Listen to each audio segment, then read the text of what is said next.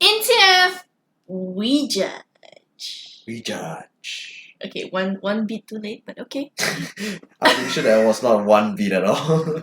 That's like 2 seconds. It was intentional. Okay, fine, whatever. Anyways, in today's episode, we're going to discuss about Burnout. Hey! Swag, swag, swag, swag. Unintentional, the synchronization is coming back. That's the beauty of it. So, we're going to be talking about burnout. I'm pretty sure every one of us had a burnout before. Every now and then, burnout has become such a prevalence in modern city societies. Oh, yeah, definitely. Oh yeah. Everyone's just working their butts off every now and then. You're just trying to meet monthly ends sometimes. Yeah. Days and families, work, relationships, hair in the toilet. Throw back to the first episode. We'll put that in the link. But I feel like, is it just me or like city people seems to be like very much burned out compared to the suburbans or like the countryside? Yeah. That's the whole culture to it because it's city life tends to be a bit more hustle. I mean, the city after all. Yeah, that's where back then when we write essays, why would you live in the city? Oh, because there's more job opportunity. Oh yeah, very simple thing, right? So yeah, what's the cause of job opportunity? Burnout. We don't write that in our essays, don't do we? Very nice way of education. Yeah, just opt for something that's best and then you didn't know there was a cost to it. Everything is a trade-off, come on. Yeah, that is true. But that's Nothing something is free. there's nothing is free, but that's something you learn as you grow along the way. Yeah. Sometimes you learn along the way. Sometimes you have to actually experience it to learn. Oh, once bitten, twice shy. You know, but there's sometimes you get experiences from other people. So it's either you jump into it or you wait for someone to jump into it and then they tell you about it. Yeah. Actually, that's the exact situation, and like it's not even a metaphor. It's literally that. Literally, you're just waiting for someone to jump in first before you jump in. Hey, how are you doing? Not very good. Okay. No, you know like that the drowning photo where you put the hand. It's like save me, and then you thought it's gonna hand, it's just a high five.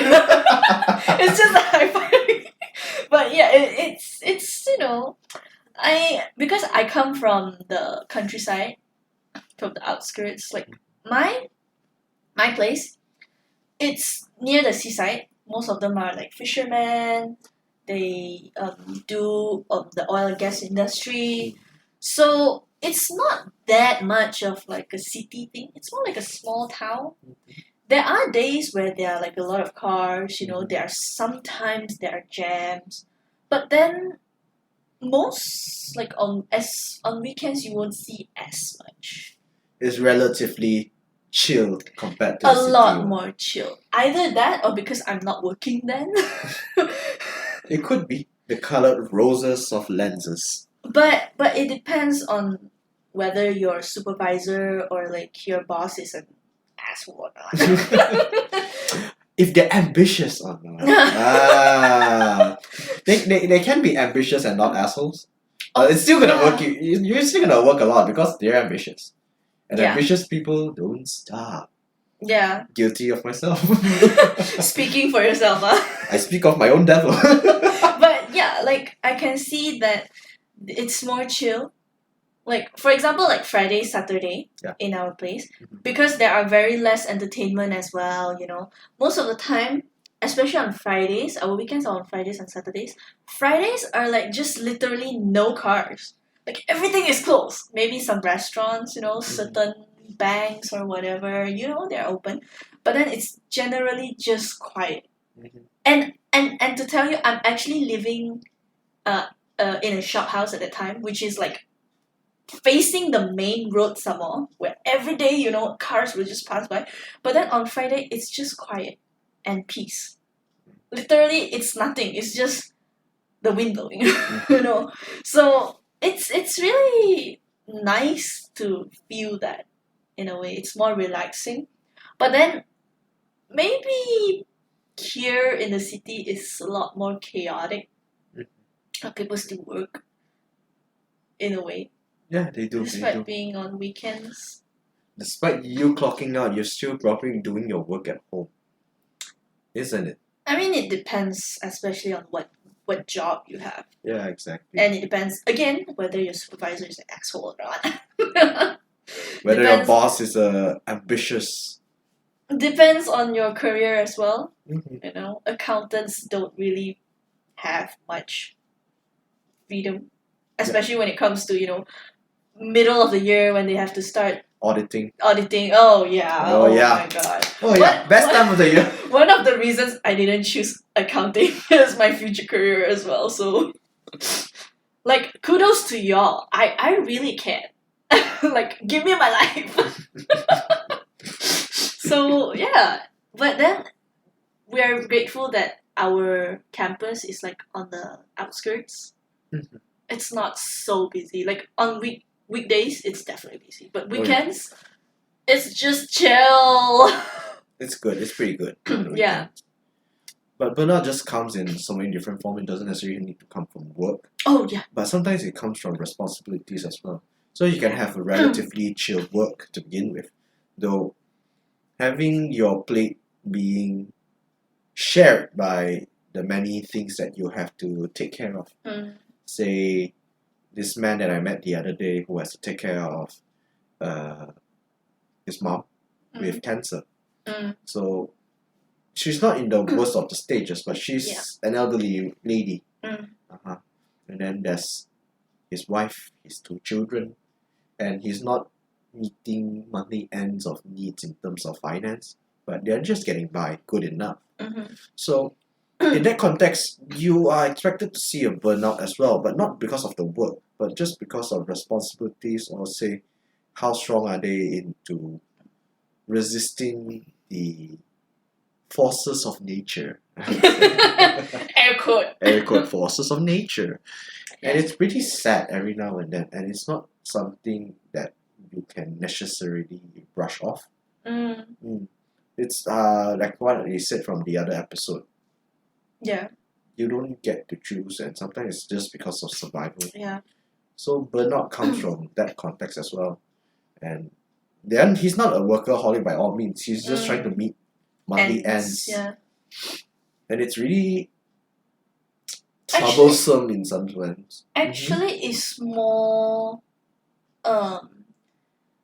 It's if it's because you're trying to meet monthly ends, you are more likely to get a burnout than being a workaholic. Mhm. Because being a workaholic, you are aware of the fact that you are working for something, like to cover something, you know. But then if you're doing it for the means of survival, to make ends meet, it means that even if I don't want to, I have to. Yeah. It's the die must do. Yeah, unlike workaholic where, you know, if I don't want to do, I can actually choose to not do, but it's just that I want to. But in a situation where you have to make ends meet, you're more likely to get a burnout because of that. Oh yeah, for sure. It's like I'm not very supportive of the statement where do what you like, Oh yeah. but in a sense that you have to be able to willingly do something at the same time. So it's not like Everyone has the luxury or the privilege to do something Yes. that they love necessarily, yes, and to still support the responsibility that they have. like you don't purposely have to like that thing, but then at the same time, it's not something you hate. Like, oh, I also don't want to do this. That kind of career or like a choice. It still has to be willingly done. You know, even though you have to weigh its pros and cons. Like, oh, I'm choosing this because of its pros. It's still something rather than just really doing it aimlessly just for the sake of survival. Though unfortunately, more often than not, when it comes to survival, there is no choice. Yeah. And that's the unfortunate side of reality. I don't even want to say adulthood because sometimes children get involved as well. Yeah, definitely. And there is no choice. It is a state of survival. It's either I do or I get the beating or I have no dinner. Yeah. So what is there for the child? There's nothing. There's only survival. What is there for the child to choose? Yeah. But then again, it's a very debatable topic that goes on throughout your whole life because like how trauma keeps you as a child, keeping you in a state of survival, and growing up, you can be in your 50s and 60s and you're still stuck as a child because that trauma always relives in you. Yeah. Like you're constantly alert. Mm-hmm. It's just like, how some people, I don't personally know these people, but Right. like, some people, they're like assassins or something. Mm-hmm. They have to constantly be on their toes. Like, what was it that I watched the other day? Oh, I was watching Sherlock. Yeah. I was watching Sherlock, the BBC, and then one of them is actually an assassin. Mm-hmm. So that person is constantly on Alert. very attentive. So it's like in them already. They couldn't take it off. It's just like how when I sit down, I would look around, like I would be people would think that I'm distracted. Mm-hmm. Some people would think like people who are close to me, they have said things like, "Oh, you're actually being distracted," but in a way, it's my form of survival in a way, because as when I was young, we pretty much have people that sometimes we don't want to see, especially my mom or my dad. We're like, oh my god, this person is such an asshole. Like, talking to him is just A waste of time. A waste of time. So I want to try to avoid as much as I can. So it has come to this like where we see someone, we don't like pretend. We just pretend like we didn't see. We try to avoid that area. So it has become a habit of mine as well. Like when I sit down, I would scan through the whole area and be like, okay, who's here? Who's not here? And then after that, I would just be like, okay, zoom, going back into my zone. And then, yeah, it's just a thing that I was trained to do, being a child. So. And it's a very important yet unfortunate skill to have. Yeah, I know. I actually really want to change because it really is making me distracted in a way. But sometimes, because of that also, I do get kind of burnout because I have to constantly be on my toes. It's like, just leave me alone. I don't want to. There's a lack of a safe place, isn't it? Yeah. Like I don't. Can someone just just bring me to somewhere I don't have people. Which is why I always feel safer being in my own room. So, yeah. And it brings up a really good point. How do we find a safe place for people with burnout?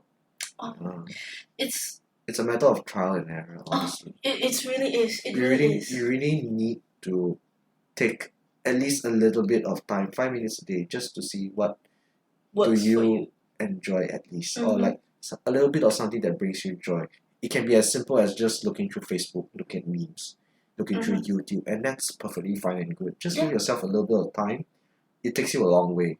And people need to understand that mindless scrolling isn't necessarily healthy to some extent. So it'd be better that if you have 2 to 3 at least of a hobby or an activity that you can do to get your mind off at least every now and then.